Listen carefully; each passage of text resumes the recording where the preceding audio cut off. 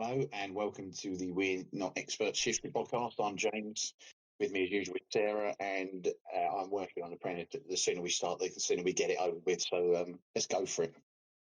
It's not that bad. And to be honest, I actually think, given the time of year, you may find some of what I'm talking about useful, possibly. Well, I think if you produce a little booklet of it, I can set it online just to keep myself warm. Yeah, that might work. Well, you're like what we're going to talk about then. Because, so I had this thought the other day, right? So there's a whole backstory to this. Our house, and to be honest, I think your house, from what I recall, is from the same era as ours, so you'll know what I'm talking about. But our house is like an icebox. It is cold. It is freezing cold in this house, and even when the heating is on, the house just does not get warm. It's just, yeah. Anyway, so we're cold, and it got me thinking that how did people cope? And this is with heating. Admittedly, it's not the best heating, but, you know, there is heating.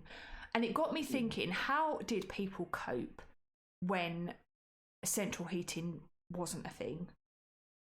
They burnt things. Thank you very much for listening. Please remember, we're not experts. All right. Bugger off. Anyway. But it got me thinking, and I thought, do you know what? That would be quite a useful topic to talk about. How did people manage without central heating and insulation and all these things that we take for granted today? So that's why I thought, do you know what? I'm gonna do a little bit of research on that, and let's talk about it. So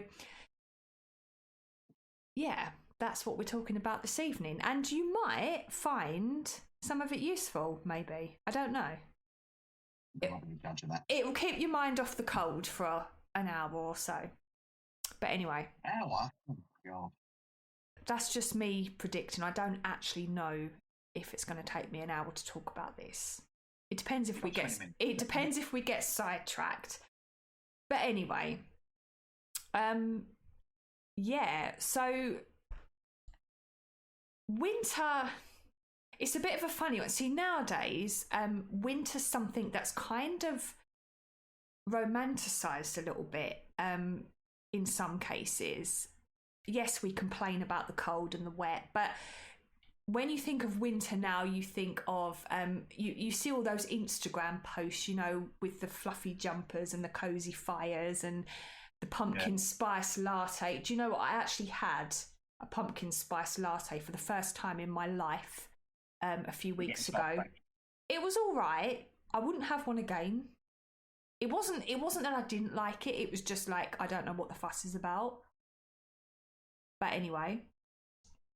But yeah, it's almost, the cold is kind of something people sort of celebrate in a way. You know, all this kind of cozy living and all of this. But anyway, when we go back centuries, the winter, it wasn't something that people would look forward to.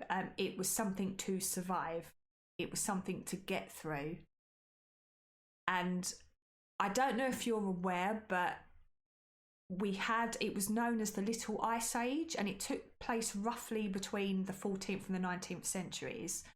And I mean, we think it's cold now, and depending on where in the UK you are when you're listening to this, if anyone is listening, winters back, if we're sort of going back a few hundred years, winters would have been much, much colder than what we experience today. And I'm aware that there's certain parts of the UK, sort of when you go up north, or even when you start heading into Scotland territory, yes, it's still very, very cold. They get a lot of snow, and I'm kind of talking about just where we're at, which is just outside of London. But yeah, back during what was known as the Little Ice Age, winters were really, really bitter. and I think you mentioned this topic before, but the Thames, it would freeze. Most winters the Thames would completely freeze solid. That's how cold it was. And people would hold frost fairs on the ice. Yeah. Bonfires on there as well, from what I remember. So you can imagine how solidly frozen it must have got for people to be able to actually hold events on the Thames when it was frozen. Yeah, I don't think I've ever seen brown ice. Say that again? I don't think I've ever seen brown ice. I imagine that's what it'd be like now if the Thames froze. That's probably what it looked like then, to be honest. Probably was a lot dirtier then. Because this was before the sewage system was installed as well. But yeah, it was winter wasn't pleasant. Whether you were rich or poor, winter was a struggle. I mean, yes, if you were rich, it was easier because you wouldn't have had any kind of worries about fuel and things like that. But you got a big old drafty manor house. It's still going to be difficult to heat. Yes, you had servants to do it for you, but even so, you would have felt it. Even the rich would have felt the pinch or felt the cold, I'm sure. Now, you kind of touched on the subject earlier about when you said about setting fire. If I made a booklet, which I will be doing, but I'm not giving it to you because you'll set fire to it. About setting it on fire to keep warm, and I'm sure most people won't be surprised to know that the most common way that people kept warm back before central heating and radiators and all of that, it was fire, and the hearth or the fireplace, that was the heart of the home, literally, and the whole day would revolve around the fire pretty much. So very early on, so going way back, most heat would just come from open fires, which was nice if you didn't mind smoke in your eyes and most of your heat disappearing up the chimney. But by the late medieval period, people were experimenting with more enclosed hearths and chimney hoods, so it kind of kept the smoke out a little bit. The smoke could actually leave the building rather than just kind of hanging around.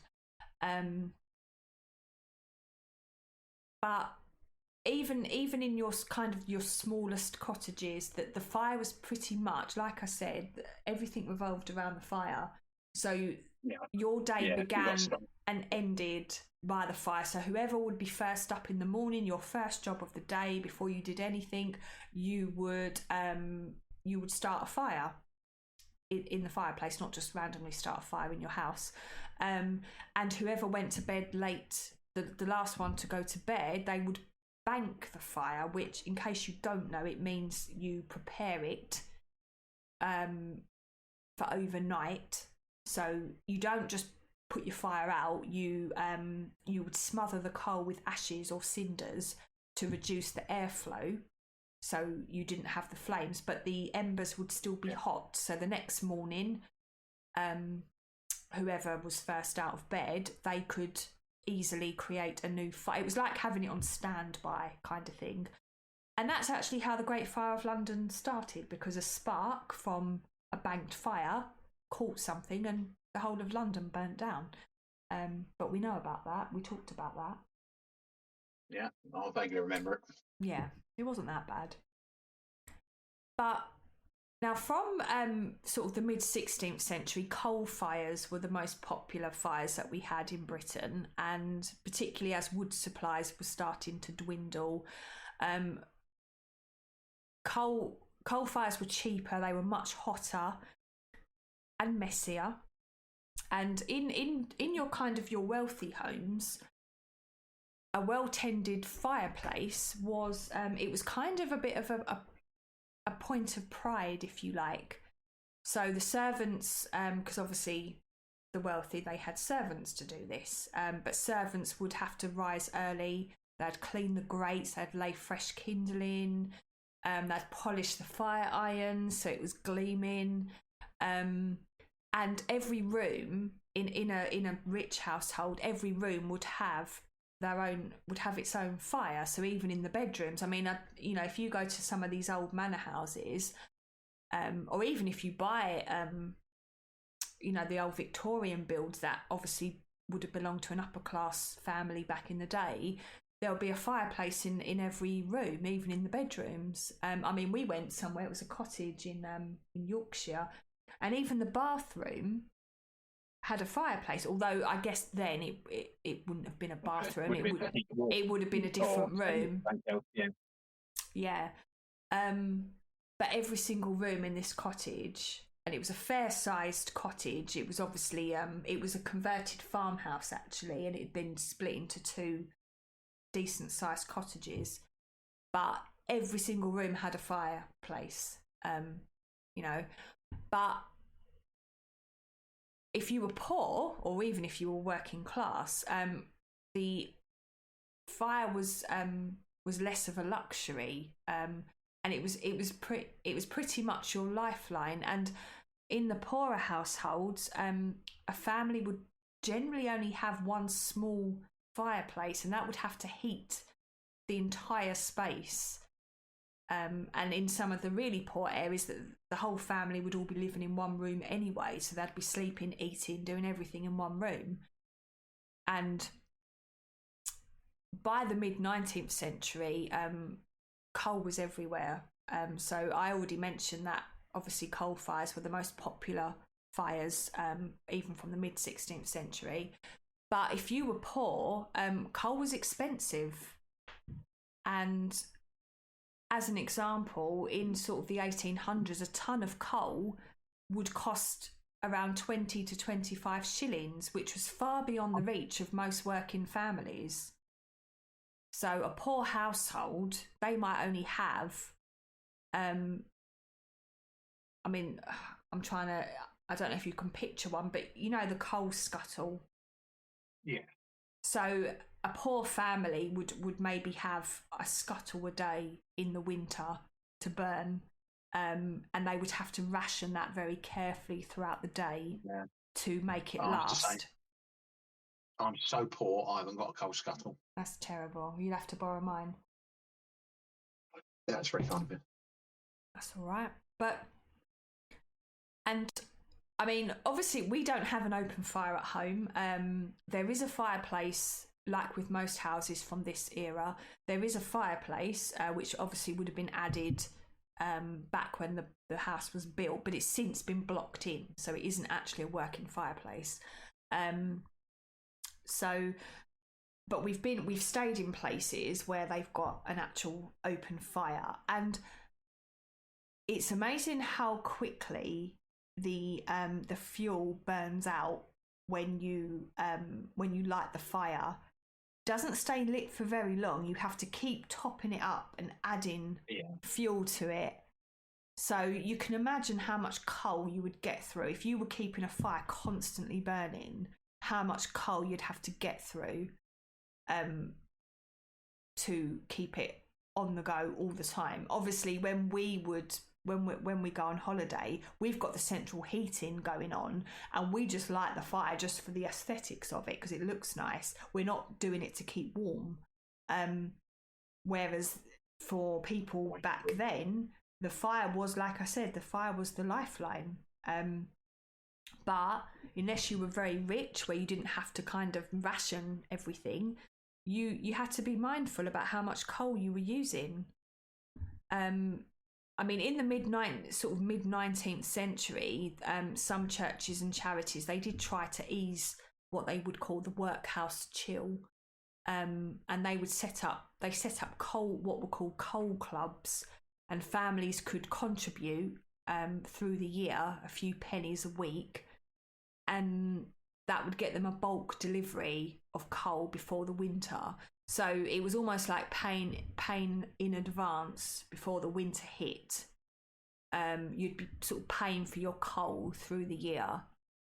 And then once the winter hit, you would get a bulk delivery of coal that would hopefully see you through the bad weather. And it wasn't much, but just a few extra shovels of coal could be the difference between you freezing to death and just shivering a bit. So in a way, like most things back then, warmth was almost like a social thermometer in a way, because if you were rich, you know, you could have these great big roaring fires and you didn't have to think about how much coal you were using. And it was kind of like, it was almost like a sign that you had made it, that you had money to, literally you had money to burn, because you could have these great big roaring fireplaces in every room. Whereas if you were poor or even working class, you know, you were scrimping and saving just for a few pieces of coal to be able to keep your home lit, keep your home warm. Well, people are scrimping and saving to keep themselves warm now. Yeah, so not much has changed, to be quite honest. But obviously, just going back to coal quickly, I do recall when I recently read an autobiography by that had actually been written by one of my ancestors, which was really interesting. So he grew up in Victorian London, and one of the things that he talked about, and he grew up in what was the most notorious slum in the East End of London, the Old Nickel, and they were poor. They were extremely poor. And one of the things he recalls is chasing after the coal man and picking up the odd bits of coal that would fall off the back of the. Yeah, I heard all about that. And that was how.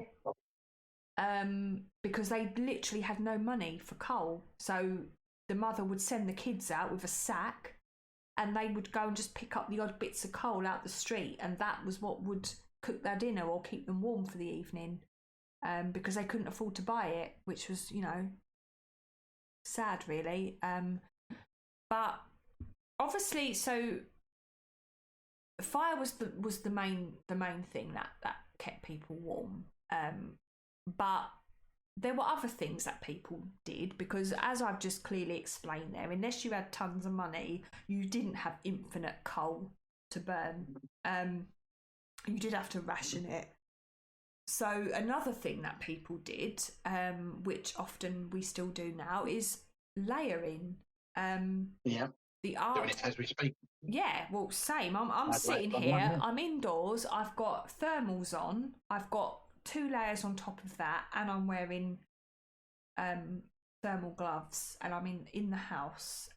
So I don't know if your house is the same as mine, but the heating's not great. But we only have radiators in just a couple of the rooms. So most of our rooms have them, but obviously it costs a small fortune to run it. So I try not to. Yeah, I mean, ours is a bit. So even if we have our heating turned up fairly high, it just doesn't, because of the shape of the house and because we only have radiators in a couple of rooms. The heat just doesn't seem to reach, if that makes sense. So it's almost like you've got the heating on, but you don't really feel it. And I mean, I'm in the study at the moment, and that room does not have a radiator, and it's cold. It's chilly in here. It's not icy. It will get icy. Give it a couple of weeks, I'll be seeing my breath in here. Yeah.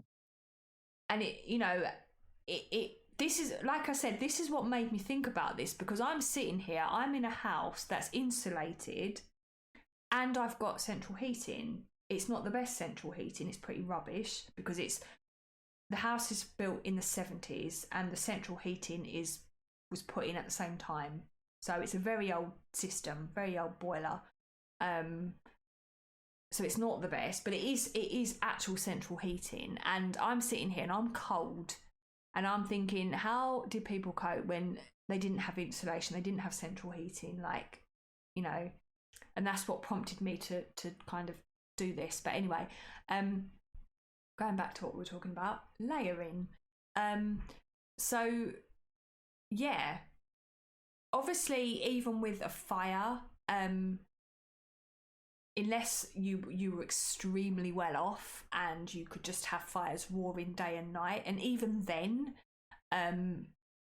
it still would have taken a lot. I mean, if obviously as well with these big mansions, the rooms are huge, and having just one fire in the room, yes, if you're sitting by the fire, yes, it will be cozy, but the room itself probably is going to still be quite cold.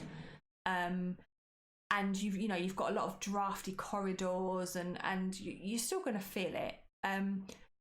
So the solution was to literally wear the warmth, and the art of layering was kind of taken to pretty ridiculous extremes. And in the Middle Ages, people would just pile on wool, linen, even fur.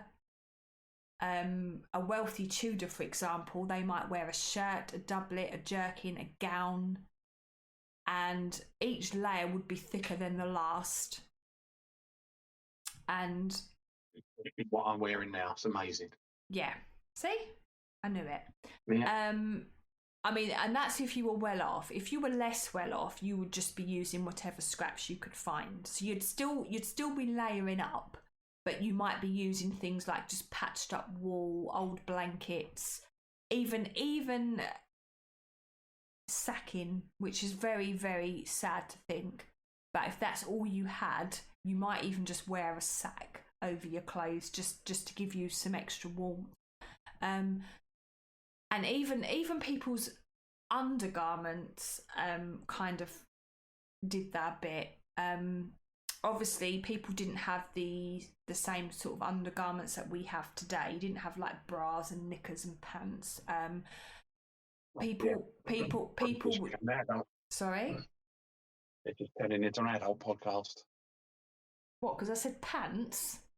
It's not that bad. New stylish in women's underwear. Oh, that's all right. I'll say undergarments. That sounds better.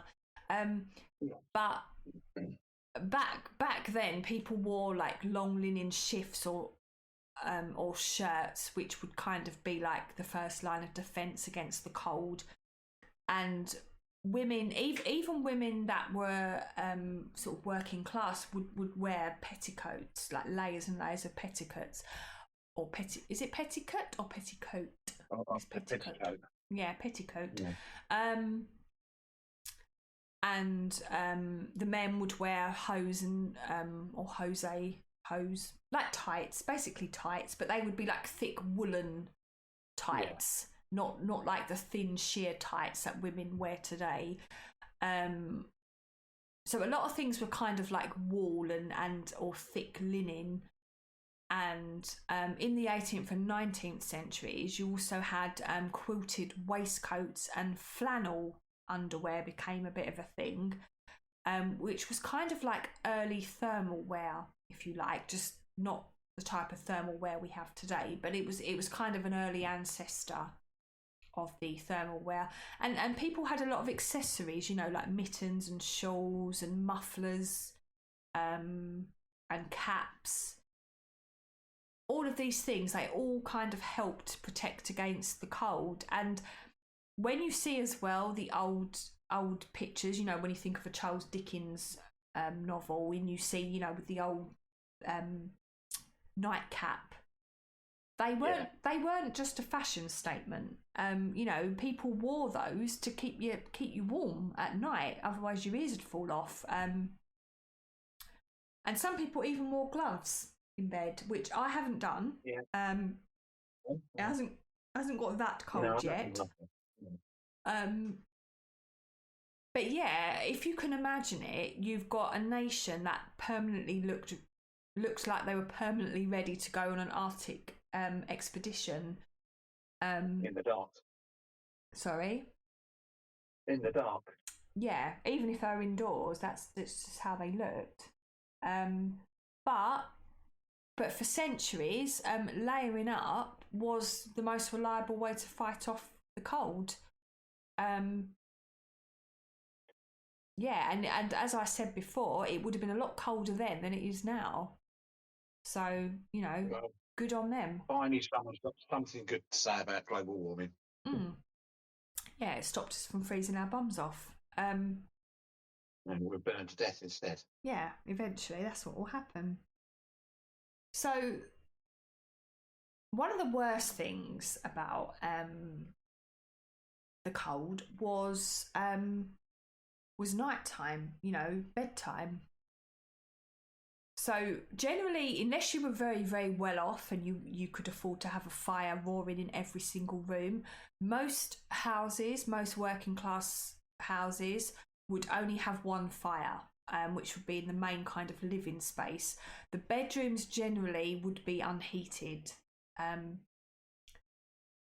So you can imagine you if you've been sitting around the fire all evening, nice and cozy, and then it's bedtime and you've got to go up to bed, it would basically be like going outside to go to bed, because it would be absolutely freezing.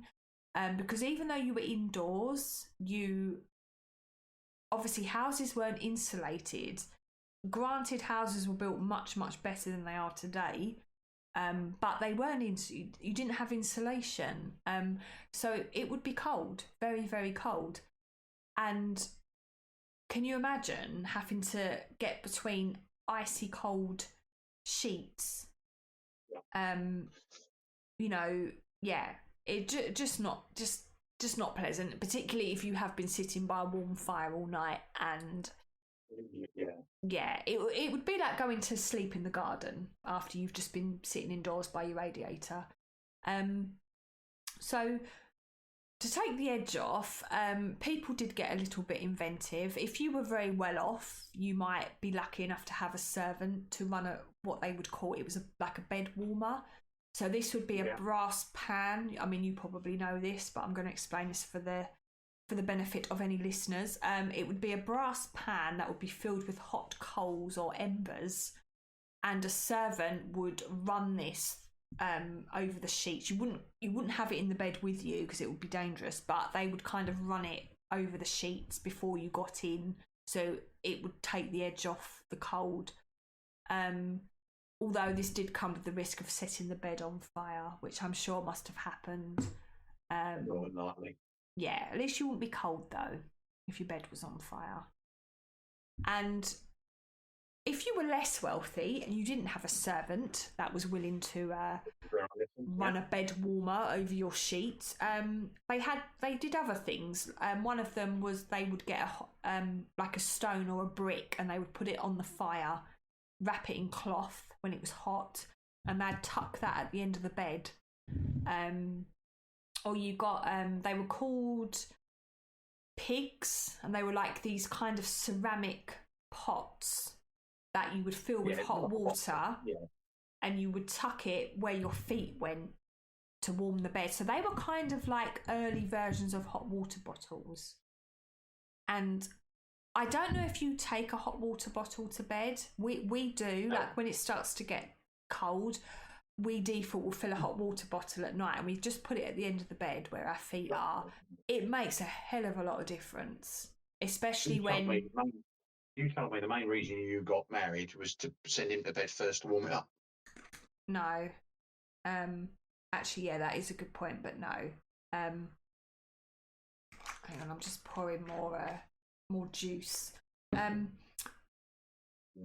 a good point. I need to start doing that, actually. But no, another option is a hot water bottle. But back then they didn't have hot water bottles, they didn't have electric kettles. They would have heated water on the fire, and they would have filled up one of these ceramic pigs, they were called. And yeah, they would have kind of tucked that by their feet to keep them warm.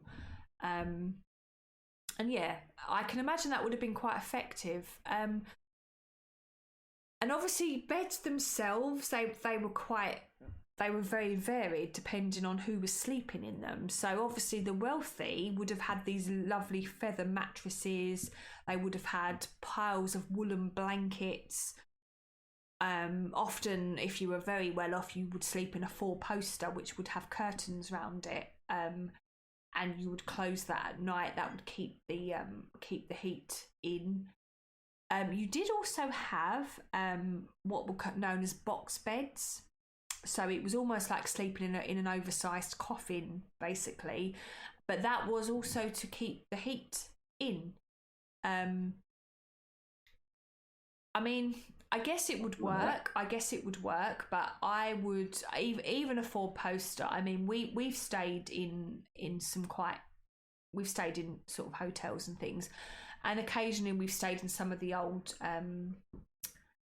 what are they called, the more what's the word, characteristic properties, the Red Lion being one, where there is there's a four poster with curtains. But we did try it once because we just to see, but honestly I can't sleep with curtains all around me. It feels very, very claustrophobic. It feels horrible.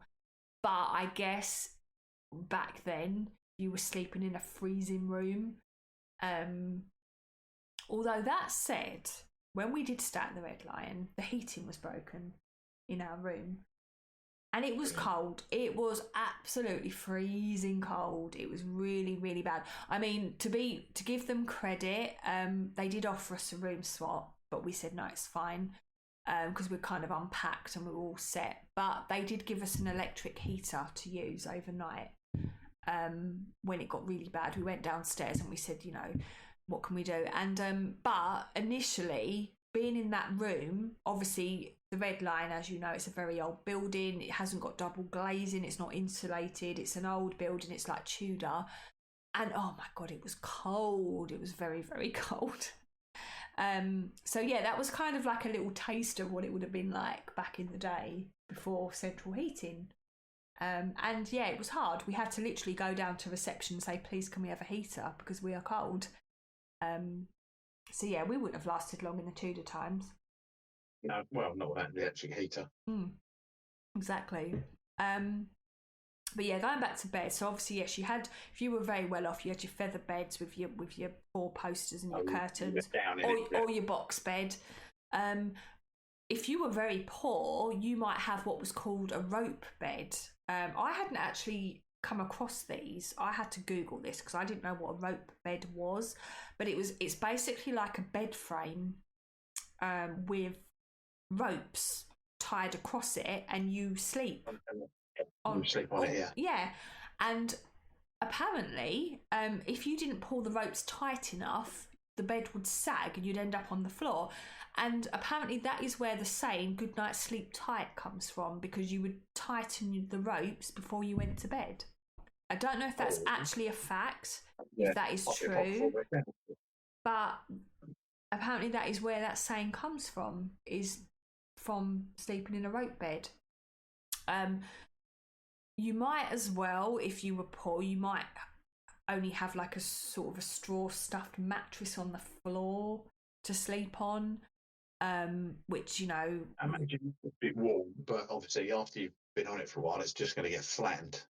Yeah, it's a bit like sleeping on an air bed, an air mattress, and inevitably it feels nice when you get on it, but you wake up in the night and then half the air's escaped and you're pretty much on the floor. It's probably a bit like that. And obviously, if you're right on the floor as well, you're going to be cold. You're going to feel the cold because you're on the floor. People often would all sleep in one bed. Entire families, even servants. Some servants may have slept in the bed with the family, but servants would sometimes share beds purely for heat reasons, because there's nothing more reliable than body heat. If you're sharing a bed with somebody, it's going to be a lot warmer than having a bed to yourself. I mean, a long time ago, if you were going to a coaching inn and staying overnight, they'd show you to a room with a bed in it, but you might not get to choose who you were sharing it with. No. Well, do you know, I think I talked about this before, but I don't know what podcast topic we were talking about, but I mean, this is a little bit different because it's not actually sharing a bed in that you're in it at the same time, but there used to be a system where you could rent a bed. That's right, yeah. But yeah, so you would rent it, you would kind of share it, but you'd have it where one person would rent it for the night. So say you've got a daytime worker, they would have it for the night, but then you'd have a night worker that would rent it for the day. So you'd get out of it in the morning, go off to work, and then the person that had done the night shift would come in, they would sleep in it for the day. And it would be a complete stranger. I learnt this quite recently when I was looking into some stuff, and I was absolutely horrified. Like, can you imagine leaving your bed in the morning to go to work, and some random comes in and they get in your bed and they sleep in it while you're at work, and then you come home and they go off to work and you get in the bed that they've just been. That's like, can you just? It's just crazy that that's how people lived, but that was just normal. That was completely normal then. Before health and safety and all that sort of stuff came in. What people wore to bed, I mean, nowadays you see bed wear is like you can get like little shorts and vest tops and all of this, but I mean, people would go to bed in long night shirts, woolen caps, thick stockings. It was serious stuff. As I do. Yeah. So, yeah, bedtime wasn't about luxury. You didn't have like your satin sheets and your little, I don't know what they're called. I mean, I'm a pyjamas person. I wear pyjamas, but I know some ladies might wear like a little kind of slip to sleep in. You couldn't do that then in the winter. You'd die of hypothermia. But I can imagine. What is that sound? What sound's that? There's just a very strange sound happening in my house. Are you hearing things? No, I think it might be outside. I'm just wondering if it'll be picking up on the mic, but if it is, I apologise. Oh, do you know, I should have made a disclaimer before I began this recording. It is about we're in November. We're about a week away from fireworks night, which means that the great British public are already setting off fireworks because that's what happens. So if there are any fireworks in the background, I apologise for that. I've heard a few go off. I'm hoping that my mic won't pick them up because I have set my sound gate to a fairly good, but I can't really do anything about that. So I do apologise if there is banging and crashing going on. But anyway, I hope you don't hear them, but I'm going to mention them anyway. Yeah, just so if people are hearing strange sounds while I'm talking, you know that it's the fireworks. Hearing strange sounds because you're talking. Yeah. Anyway, what was I talking about? I've completely lost it. Oh yes, what people wore in bed in the olden days. But yeah. So let me go back to. I've lost myself. I've forgotten what I was talking about. Anyway, so we've covered layering up. We've covered what people wore in bed. So as time went on, people started to get a little bit more ambitious about keeping warm. It wasn't just about lighting a great big fire and just layering up.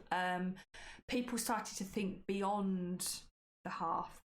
And by the 18th century, inventors began to wonder if it might be possible to stay warm without covering everything in soot, which was kind of what was happening with all these coal fires going on. So then we enter the age of stoves, when cast iron came about and people realised that metal held heat much, much better than stone. So we started to see these stoves coming into play, and Benjamin Franklin, who I'm sure you've heard of, in 1742, he introduced the very imaginatively named Franklin stove, which was a stove, and it claimed to use less fuel, but while giving out more heat. Now, it didn't work out. It flopped, unfortunately. At least in Britain, it flopped. I think, from what I've kind of researched, many American, because obviously we know Benjamin Franklin is American, but a lot of American fireplaces or hearths are still based on this, the Franklin stove. But it didn't take off in England. The English were like, no, didn't like it. It did have, it had quite a significant design flaw. So it flopped in Britain, but it did pave the way for improvements to come. And obviously, by the time we come to the Victorian era, and the Victorians, as you know, were crazy for inventing things, heating become a bit of an obsession. People were experimenting with cast iron ranges and these kind of experimental hot air systems, which were kind of, I mean, that was mainly in the wealthier homes. So if you were lucky enough to be able to keep fires burning day and night. And there was even a few very early versions of central heating, which was a network of water pipes or ducts to distribute warmth. Now, I just wanted to say, I just thought I'd pop this in. When I'm talking about heating innovations, I'm focusing on Britain. Yeah. Obviously, things may have been different in other places. I'm mainly focusing on Britain as at the moment. Now, the public buildings, so churches, schools, hospitals, they kind of led the way with this, and they were introduced in large-scale systems long before the average household could kind of have this sort of comfort. So yeah, there were a few little things kind of creeping in. As I said, you had these hot air systems, so they would. I'm not entirely sure how they operated, but the kind of gist of it was that they would pump or pipe warmth. So there'd be a furnace in like a basement of a house, and that would pump warm air into rooms through grills. So instead of having a fire in the room, you would have one furnace downstairs in the basement, and that would distribute the heat throughout the house. That was the idea anyway. Now in the late 90s, yeah, go on. I think in the Romans they're similar to this, underfloor heating. So say that again. So the Romans had underfloor heating. Yes, I think this was a very similar. This was a similar system. So they would have, but instead of it being under the floor, it would pump the warm air out into each room. A bit like obviously how a boiler would work today. You'd have your one boiler, and the boiler distributes the heat around the house. So it was a similar system. It was just not obviously as efficient as what we have now, but it was, you know, it was a work in progress. In the late 19th century as well, you had your gas fires. People were starting to experiment with, and they divided opinion. Some people thought they were absolutely marvelous. Some were just like, oh my god, it's going to blow up. But true central heating, so the central heating that we have or think of today, that didn't really become common in British homes until well into the 20th century. So it's still quite a recent development, if you like.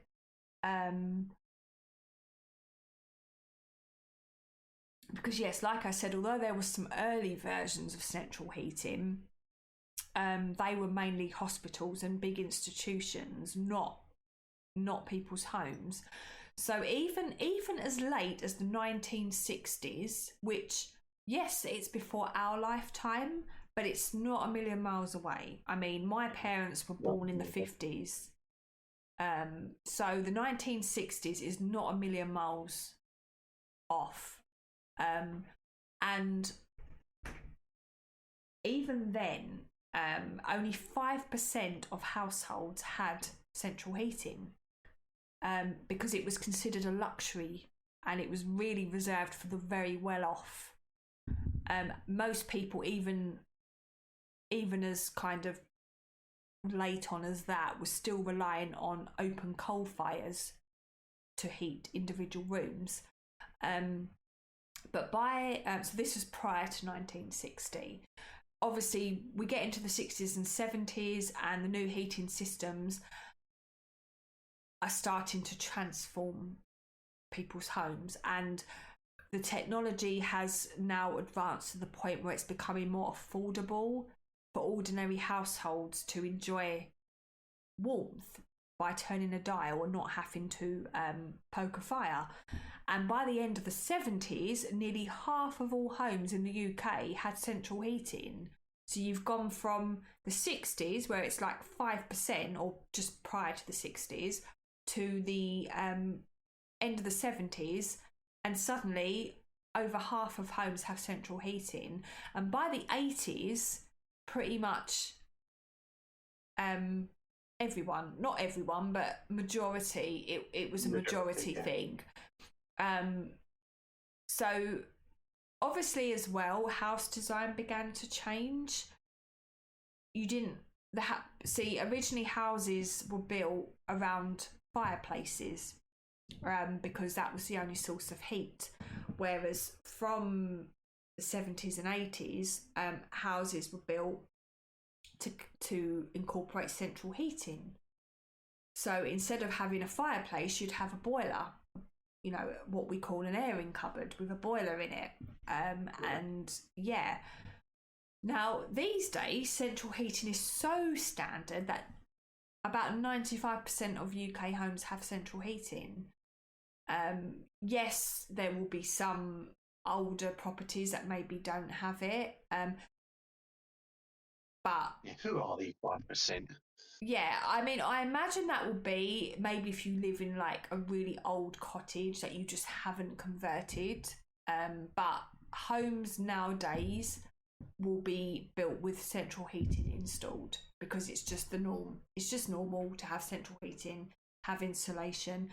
I mean, to be honest, so we lived in, before we moved here, we had a flat which was built in 1984, I believe. That was not insulated. We actually had to have insulation installed after we moved in. It had central heating, which was gas fired, but it was not insulated. So even as late as the 80s, insulation was not common practice. The house that we're in now, it was the same thing. The house was not built with insulation. It's something we've since had added to the house. But I imagine nowadays, houses that are being built now are probably built with insulation installed, particularly as they are trying to encourage you to not use so much heating and stuff. But I'm going to come to that. So central heating is now pretty much the standard. So yeah, when you look back, you think, so obviously, yes, we are, this doesn't count for everybody, because as you said, it's expensive to run central heating. But most people, or majority of people, maybe 5% of people with the way things are, you can just flick a thermostat or tap on an app and you've got heat. And you can walk around your house in a t-shirt in January, which I'll be honest, I can't do because my house is too cold. I think you're on board with that. But if you're in a modern house, a house which was not built in the 70s, you probably can walk around in a t-shirt because your house would be adequately insulated with triple glazing and decent central heating. But it's easy to forget that even less than 100 years ago, it wasn't that simple. And you had to work for your heat. You really did. And it's funny how even now, I mean, I don't know about you, you might be different, but so as I said, we don't have an open fireplace in our house. The we do have like a hearth, a chimney, but it's been blocked in by the previous people that lived here. Yeah. You say that we haven't got a chimney either. I'm actually wondering if the fireplace was ever actually a fireplace. It probably was just an ornament. Yeah, I think it probably is, to be honest. Because thinking about it, there's no chimney. It's funny actually, because the house that I lived in when I was a child, that was built in. Wait a minute. That would have been built in the 90s, perhaps, because it was a new build when we got it. So that would have been about the 90s, and that was built with a chimney and a working fireplace, actually. But it was a gas fire, I think. It wasn't a wood fire; it was a gas fire. But that was an actual working fireplace. But it had a chimney, like you could see it from the outside. It was a proper chimney. Thinking about it, the house I'm in now, I don't think it's got a chimney. I need to go and have a look. I don't even know. I've lived here for 6 years. I don't even know if it's got a chimney. I don't think it has. So yes, having thought about it, my fireplace was probably built as an ornament and not as an actual fireplace. Where we are, or where I am, I should say, when we moved in the 80s, there was boiler houses in different areas on the estate. Had a boiler house, right. And I assume you got your heat and hot water from those. Oh right. Oh okay. I can remember the chimneys. They used to have the huge chimneys. I remember them being taken away. Oh okay. And that would have been in the 80s. Oh okay. I mean, obviously we didn't move back here until when did we move back here? 2000 something. 2006 was when we moved back to here. So it's quite a while ago. But yeah, going back to fireplaces. So obviously most households don't rely on a fireplace for heat. You put your radiator on.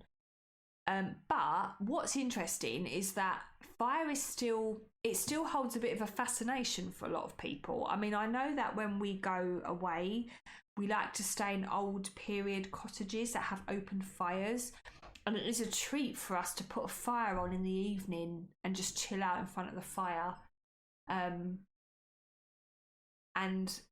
it's just funny how it's kind of like it's like a treat rather than, whereas I guess, you go back 100, 200 years and that was the norm. That was your lifeline, was to have a fire. I mean, I don't know if it's kind of like an ancient thing that's built into you to like sitting by a fire, if that makes sense. I don't know. Revel over your ability to create fire. Say that again. Reveling over your ability to create fire. Yeah, even though all I've done is because it's quite hard. There is an art to it.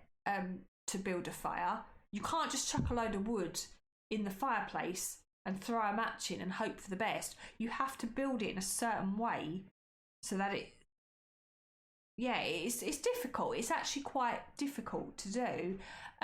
So funnily enough, just share this story. We stayed, it was a few years ago, but we went away to a place in Sussex, and it was an old 17th century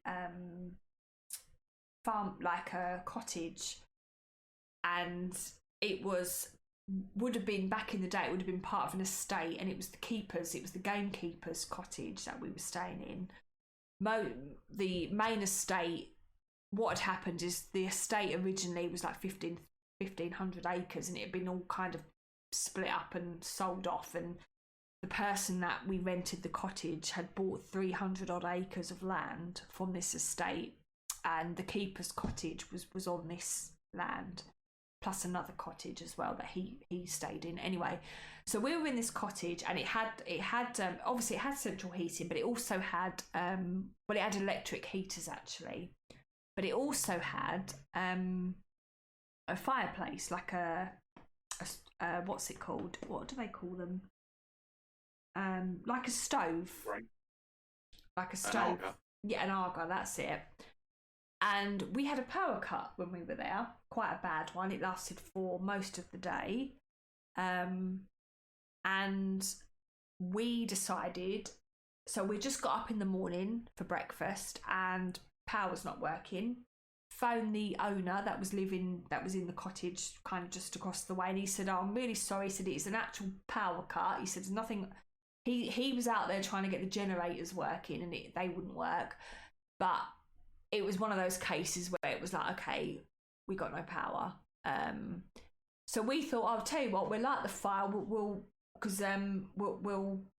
cook our breakfast on the Arga. Oh my God, we could not. We tried to. We just couldn't keep the fire going.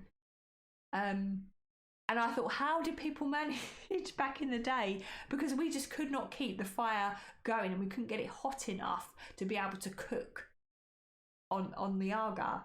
And because it's an art form, that's what I'm trying to say. It's actually, there's an art to it, to being able to get a fire to the point where you can use it for cooking. So yeah, that kind of made me think, oh my God, I wouldn't have survived long in those days because I can't even light a fire and keep it lit. But, and it's funny actually, because going back, obviously now, you know, we've got central heating and all of that, but because of a combination of things, so obviously the rising cost of living, bills are going up, so people are avoiding turning on their heating. And I'll be honest, we did put ours on, I think it was last week. But do you know what?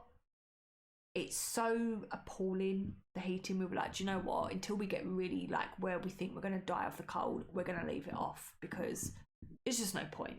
No point in wasting all our gas on radiators that are barely firing up. So that's off at the moment.